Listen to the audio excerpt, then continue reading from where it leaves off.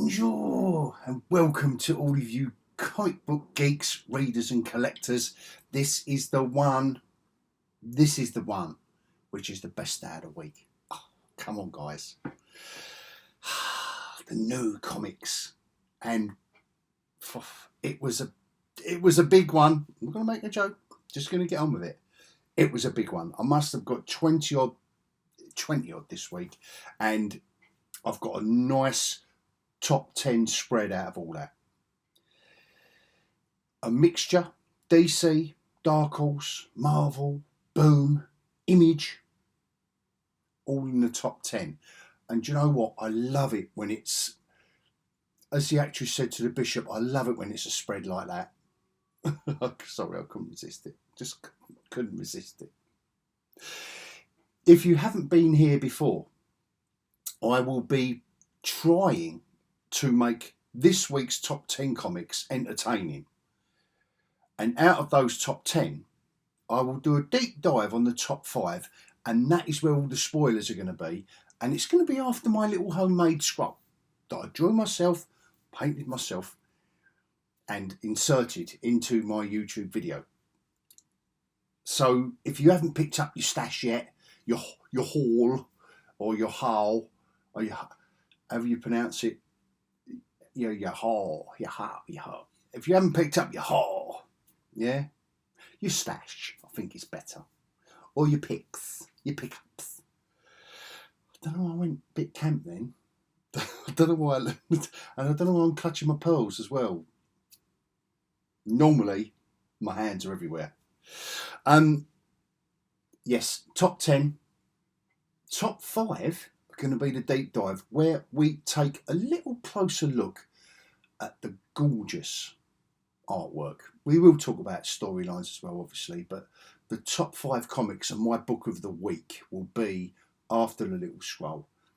And that's where we do sit back just for a couple of minutes an issue, just to appreciate. And there's some stunning, absolutely stunning artwork across the board, to be fair. And right at the end, we're going to have a little bit of fun. Cover of the week. Imagining if we were a little bit younger, yeah, all right, or a lot younger, in my case, all right, I can hear you, and we were approaching the spinner rack, or the drugstore shelf, or the newsagent shelf, and you've got pocket money for one comic. Oh, what is it going to be? And what would be sucking you in?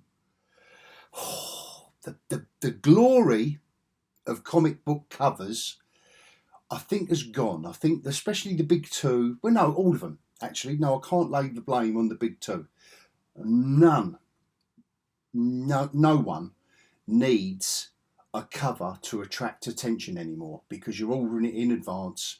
You're telling everyone the story in advance. Don't get me wrong, there are better and worse covers and beautiful pieces of illustration on the front of a comic book, but no one's in the publishing game now. No one is releasing, is under a relentless schedule of publishing books, and they need to attract attention. That's all gone. So I do lament the passing of that. Anyway, enough of the waffle. Before we get on with it, I was going to say shall we, and we will. Before we do, thank you as always to my sexy subscribers. If you haven't, you're missing out. I don't know what on, but just subscribe, all right? Just subscribe. It's nothing, don't hurt, does it? Just to press that button. YouTube thinks I'm a big deal, and then, oh, I don't know, I can become famous and just, and retire before I die. All right? Is that fair? Is that a deal? Okay, thank you. Let's get on with the top 10. I've really waffled there. Right. These did this. Michael Jennings Jennings artwork on this is stunning. Tom Taylor is taking our boy back, man. But literally what it says on the tin. And that's when I like Batman. I like it dark. I like it when he's either dark or detective or both. Love it. This, that Mikel Janin's artwork and Hayden Sherman on this, I tell you what, this was glorious. Absolutely glorious.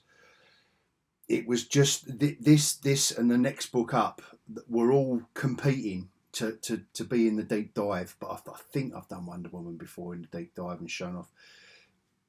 It's the styles. It's definitely it's Kelly Thompson. Is it Kelly Thompson on the writing?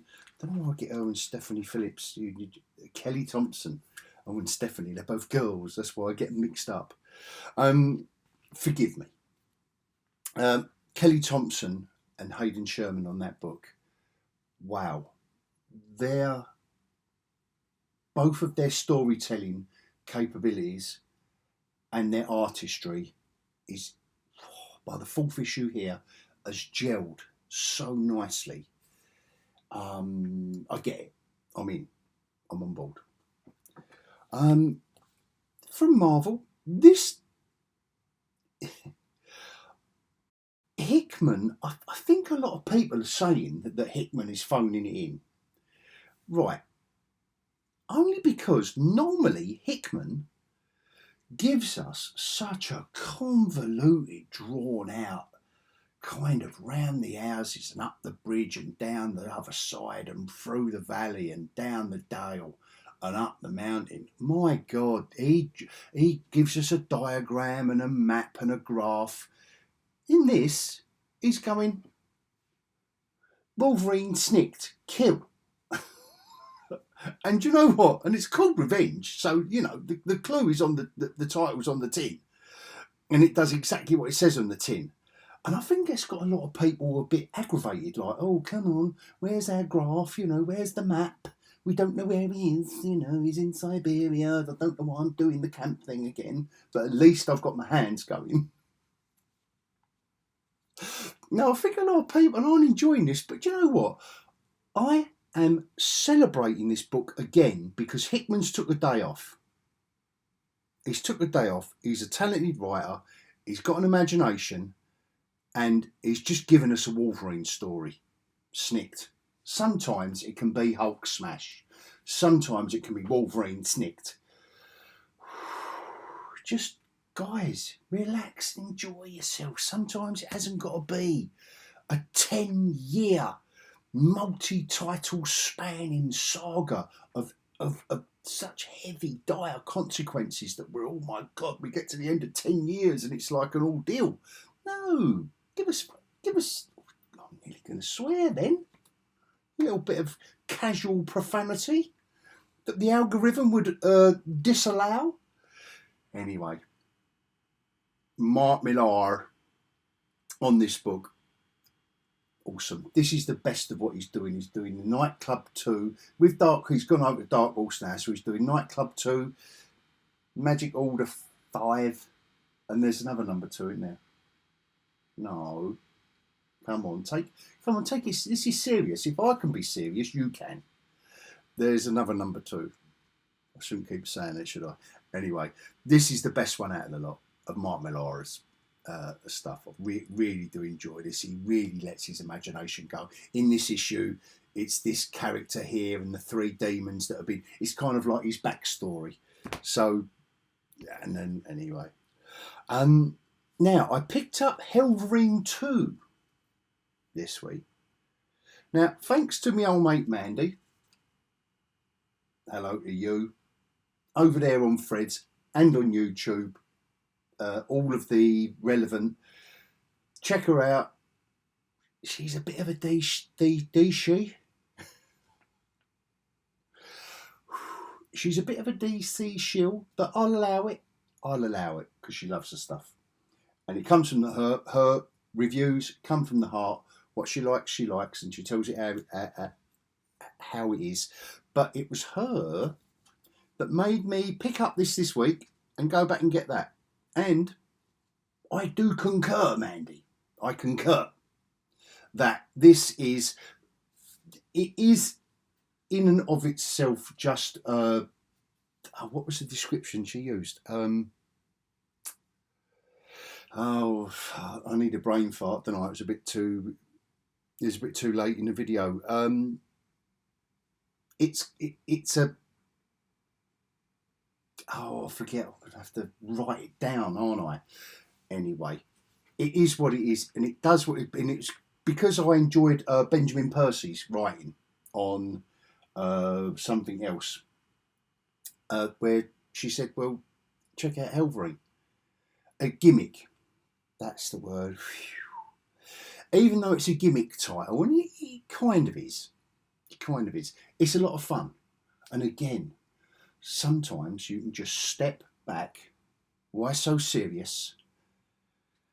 And just write some entertaining comics where, you know, the good guys beat the bad guys, or, you know, these anti-hero, demon possessed anti-heroes can set people on fire but do good in the meanwhile.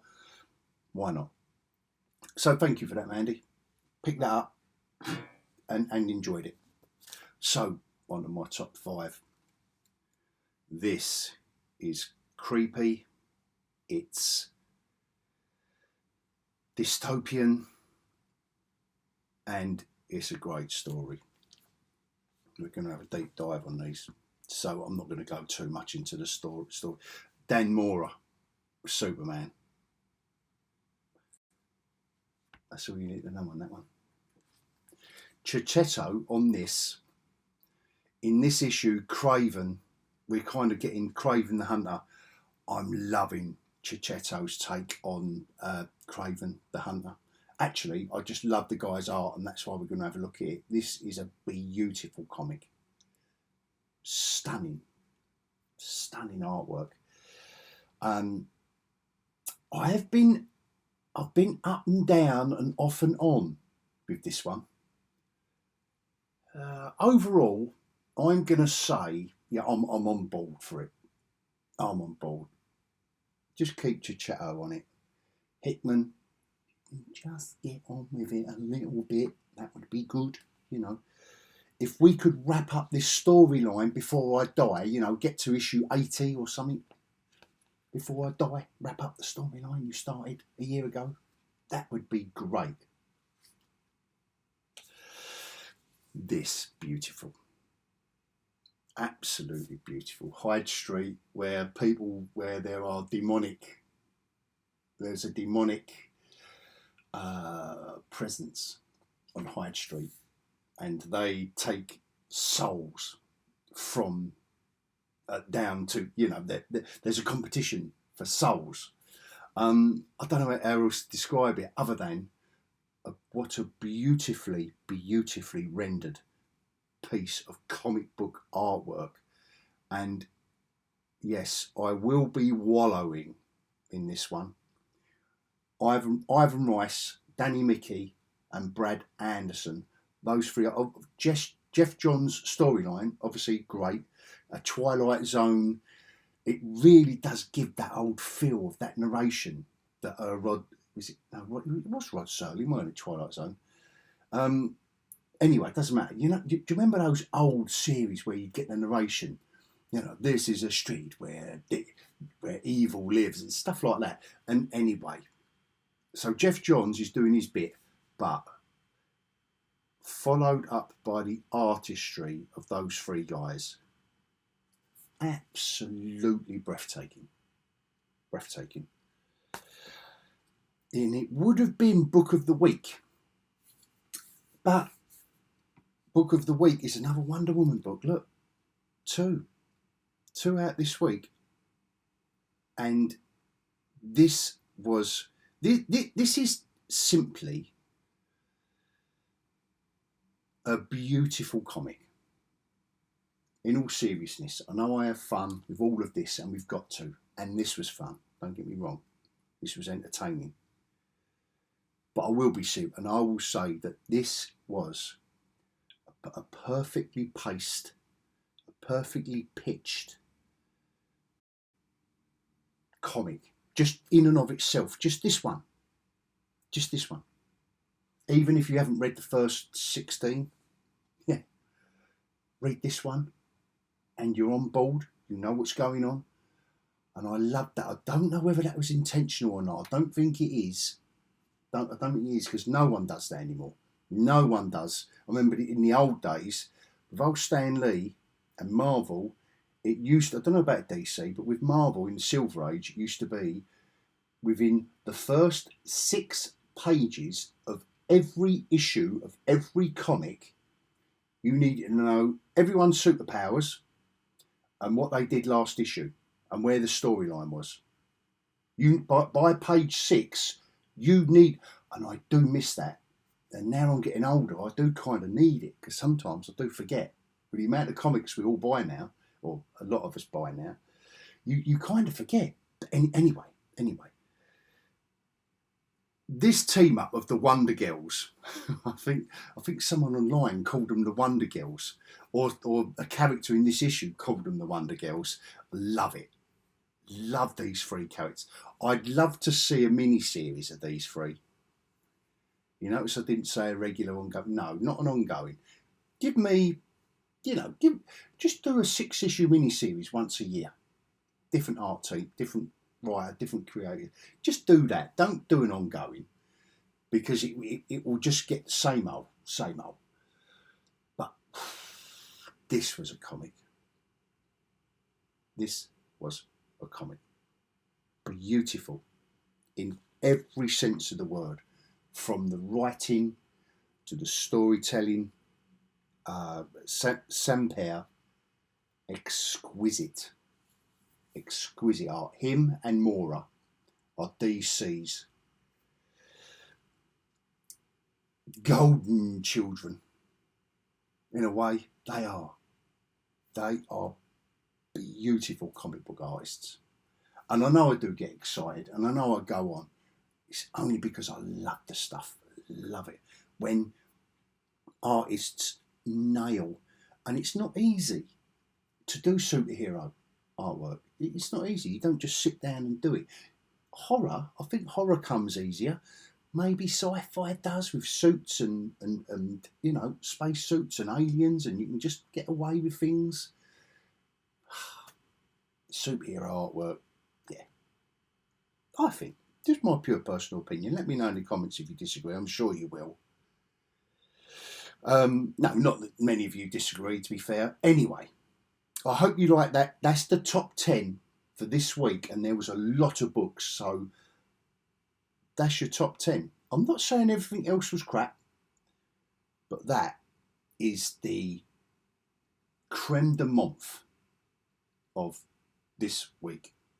And if you want to see a deep dive on the top 5 and cover of the week, you better join me after the scroll.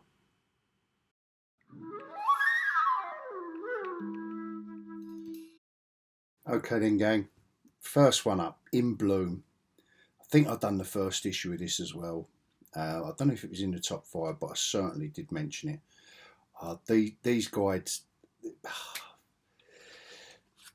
it's basically, it's set in the future, and it's about a time when it's a bit like The Last of Us, and you can see in bloom is when human beings start to bloom because they are infected by, but not in a bad way, sometimes in a bad way, like this poor guy.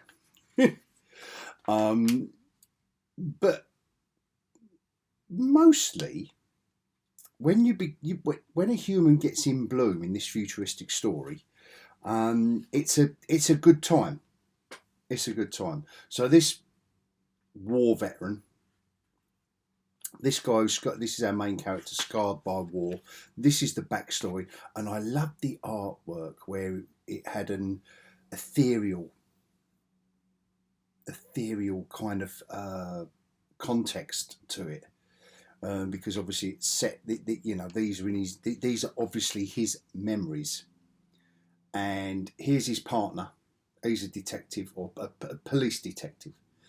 Here's his partner, obviously, and they're investigating what happens when people are in bloom. Is it split society between the bloomers and the non-bloomers, and the people that hate the bloomers, and you can imagine it all kicks off. It all ends up in riots, and it all ends up in consternation. And there are secrets, you know, secrets that are still unwritten. And this look at this double page spread. So they go in to separate. They go in to sort this right. You know, those who can't join the mycelium. And look at the way they've done. So it's non-bloomers and bloomers that have got, you know, the mushrooms and the, you know, a kind of, I don't know, a kind of plant beard. Oh, he's got a bad acne on his back. But it is a great story. Beautiful artwork. The creativity. Like, here we go. There's another bloomer. It does not kill you when you bloom.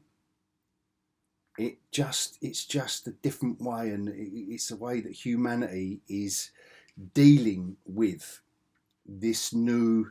It's a little bit like The Last of Us, where you've got nature overcoming humanity, for want of a better, you know, because I know humanity is part of nature, but you know what I'm getting at, where the green is kind of overtaking. And you can see in the storytelling now, this Lotus group is in the mix, and we're back again to when. And I'm not going to turn the page any further. You can see it by his reaction, but there was a beautiful page of artwork after that was absolutely shocking and stunning and beautiful all at once, that I will not spoil for you. Go and get this. If you like horror, and if you like the body horror, and you like The Last of Us and things like that, and just good comics, this is great comics. Really, the creepiness of the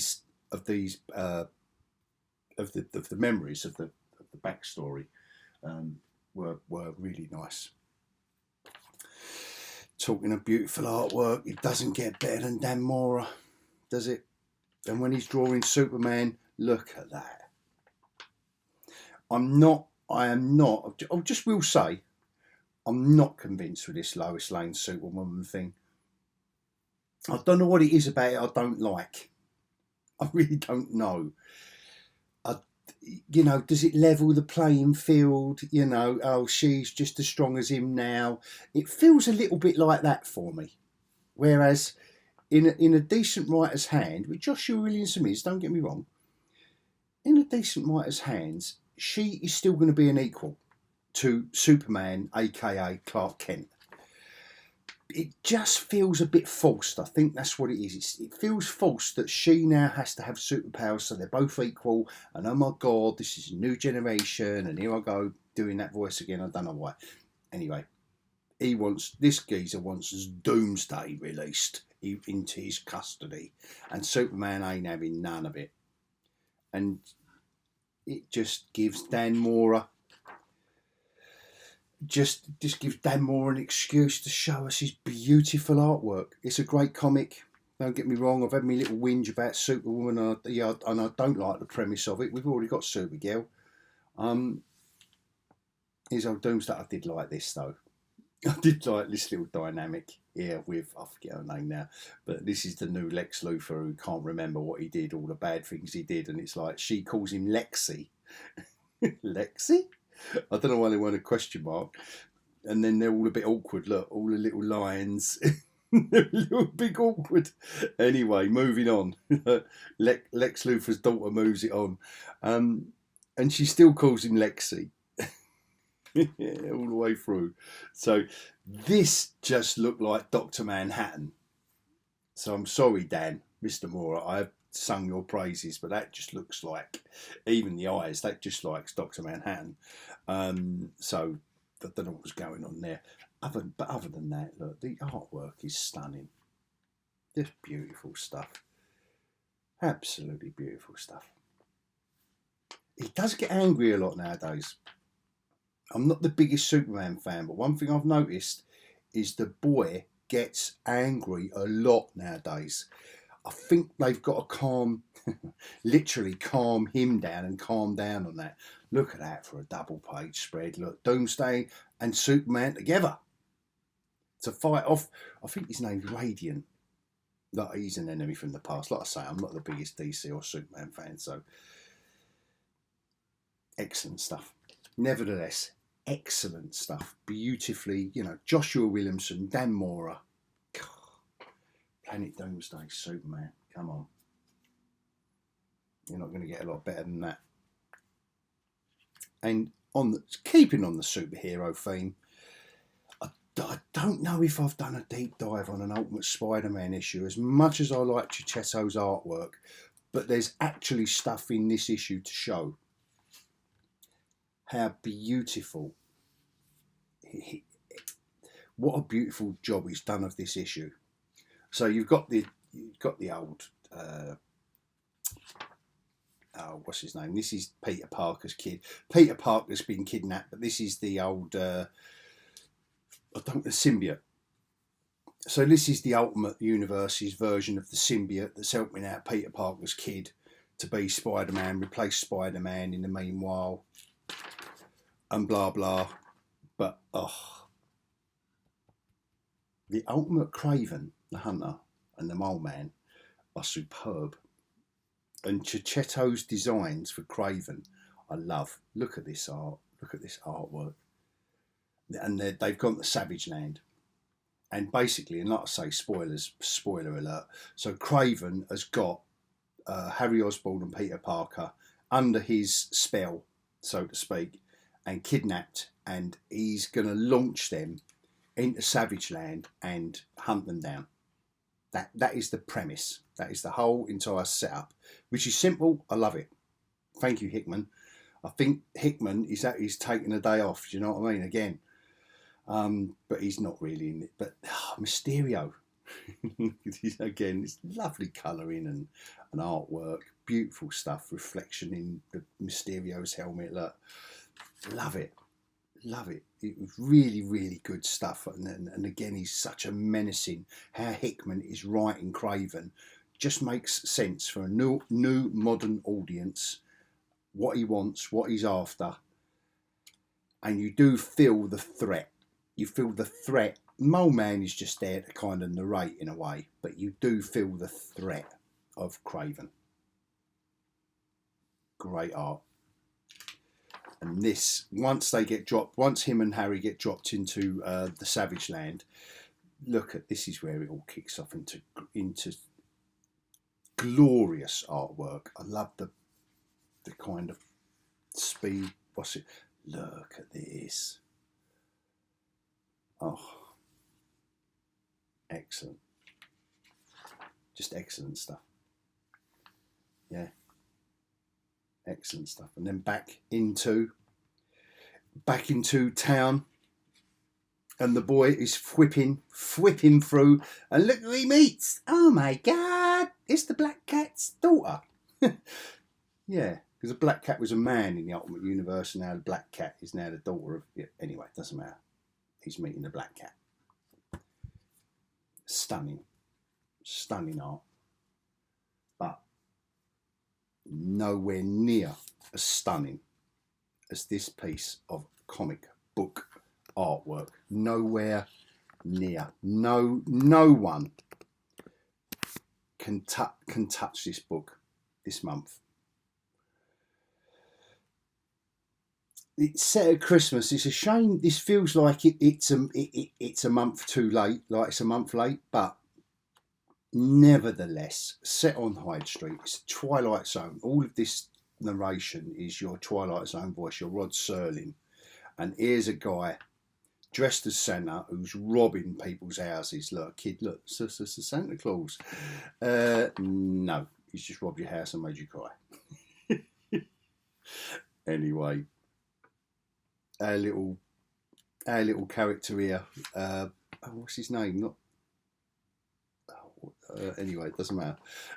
Our little main character, he's a little demonic presence in Hyde Street.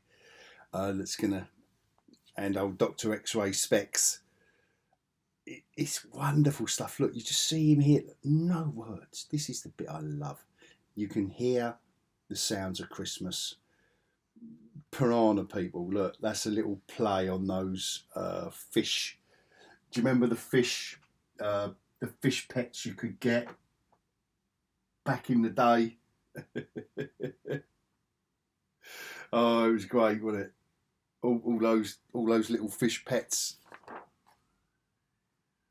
and yeah, and Pranky is his name.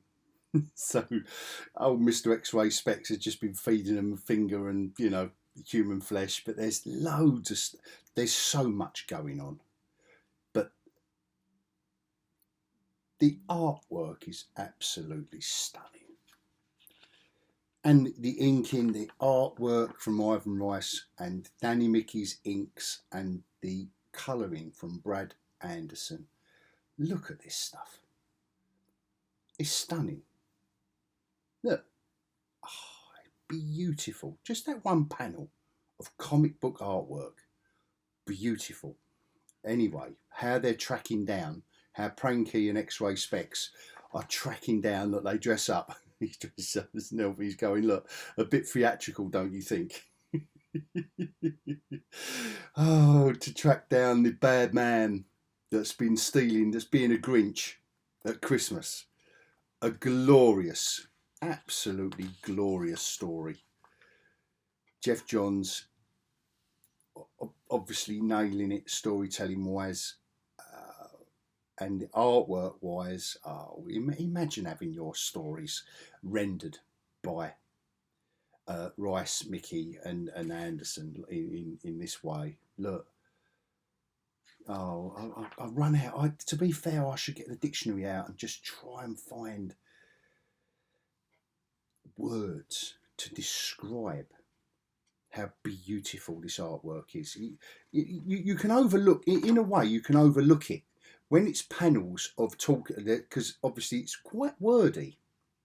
It needs to be, but the punch, when the punches come, you know, when panels come like the woof, you know, he's dropped his glasses, and then who the heck is this? But apparently we're getting introduced to this character in the next issue, but he kind of spoils Pranky's prank. This guy. And he's a demonic presence on Hyde Street, but he is not as bad as Pranky. So I'll leave you with that. It's a shame it wasn't Christmas time. I couldn't have got that in the, but nevertheless, beautiful. That's all I have to say about that. Book of the week, guys. Oh, this team up of the Wonder Girls. And the story starts. This is part 3 of the Fury story. So this is the battle royale now. You know, all of the girls involved. Forgive me for calling them girls. All of the women involved in this is our big bad, and he's narrating how the women, the Wonder Girls, yeah, because I'm quoting. That's not my terminology. Took down. How they took down. Here she is, look, hanging off. I mean, I don't know why. Just one little bit that annoyed me when she says grow, and she's got the lasso of truth around her neck. I thought what she was trying to make her do is like strangle herself, and I thought that would make a lot of sense. Like she's got the lasso of truth tight round her neck, so that when she grows, it strangles her, it constricts her breathing, and it knocks her out. But no, it kind of loosens, and she's dangling off it. Nevertheless, that's just a little silly nitpicky point. But Daniel Sampier's art, look, oh, glorious, beautiful. Tomiu Mori on the colouring as well needs to be called out, and so does the letterer actually. Clayton Cowles on the lettering. It's all beautiful. It all works because the lettering has to be. It's the blue is. I think the blue is our bad guy. Yeah, the blue is our bad guy, and the anything else is here's old Diana hauling a lump of rock, talking to her baby, and this is how the Wonder Girls defeated the big bads, protectors, acolytes, and there's some great stuff here, and it was so elegantly, the storyline is so elegantly told that each one of the three Wonder Girls battling each one of their adversaries, punctuated by Diana's story. How it is, how the tables are turned on the three bad guys that the three Wonder Girls are tackling was brilliant. Just great comic book storytelling. There's no other way of, look, she's struggling. All of our three Wonder Girls are struggling. She's struggling with Angle Man. She's struggling with the Big Bird, and not Big Bird. That's Sesame Street. Anyway, you know what I mean. They're all struggling with their adversaries, but they have planned to turn the tables on each one of them and use each weapon from, like, the sword from that one helps her doing that one and that one and that one and that one, and they swap, and it catches them all by surprise. Oh, and then Wonder Woman does a statue of Daddy. Now, and that was really sweet, to be fair, without being saccharine. It was really sweet. It was very deftly handled by Tom King. Very deftly handled. It was not, that could have been sickening. It could have been cringe, but it wasn't. I will admit, that's why this is the book of the week, because punctuated within all of this action, beautifully rendered, was the quiet moment with Wonder Woman. It's all going on here, but not with Wonder Woman, and it's her name on the title. So that could have been jarring. It could have been very, very jarring. But no, book of the week, and Sampere's art has never been as exquisite. He's really, like Mora, getting into his stride. Dan Mora and Daniel Sampere with DC. They've got the two top superhero artists of the day. Nick Klein over at Marvel is near, but he's not a superhero. Well, he can be. But no, Nick Klein's the nearest Marvel gets to these two guys. But these two, Sampere and Mora, are just a different league. I'm going to leave that cover on the board for cover of the week to kick it off.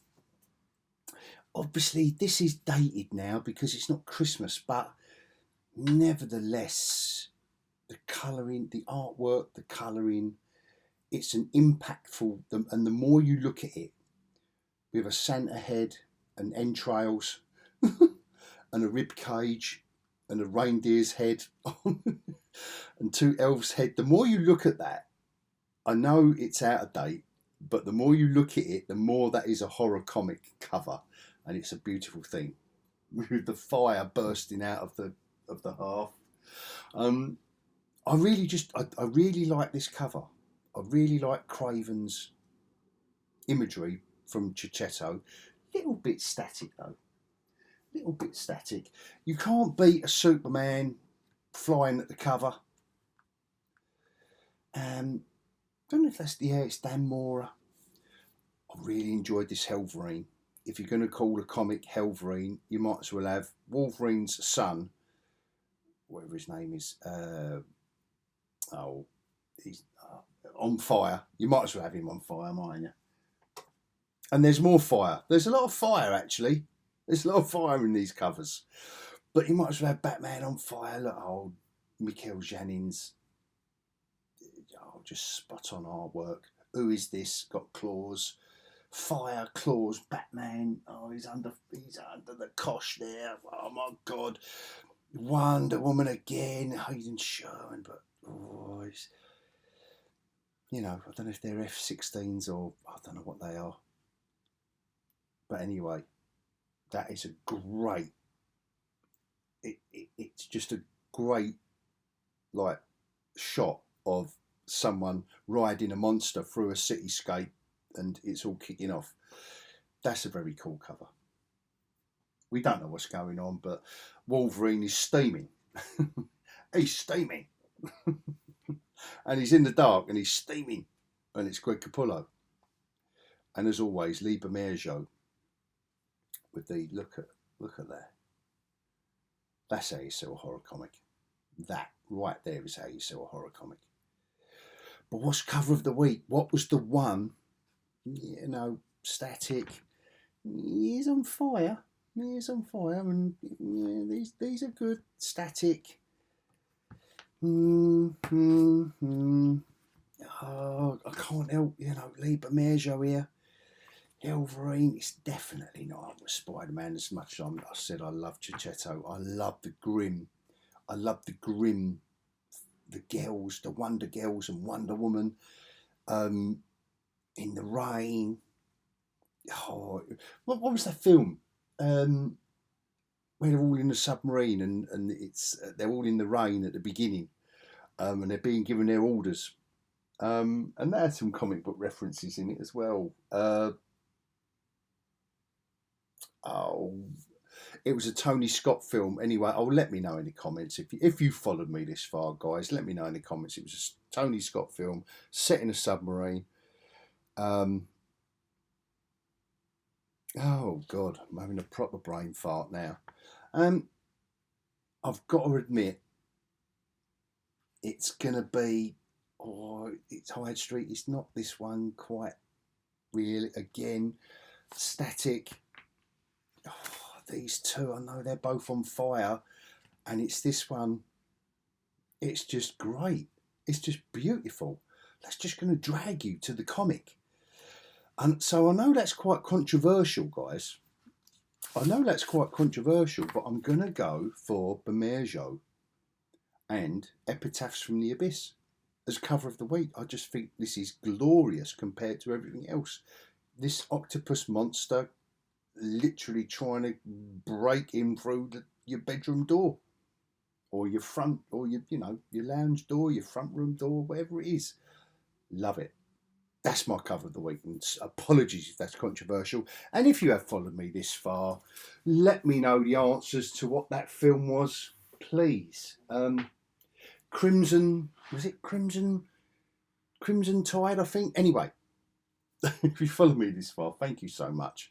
And until next time, I will bid everyone adios.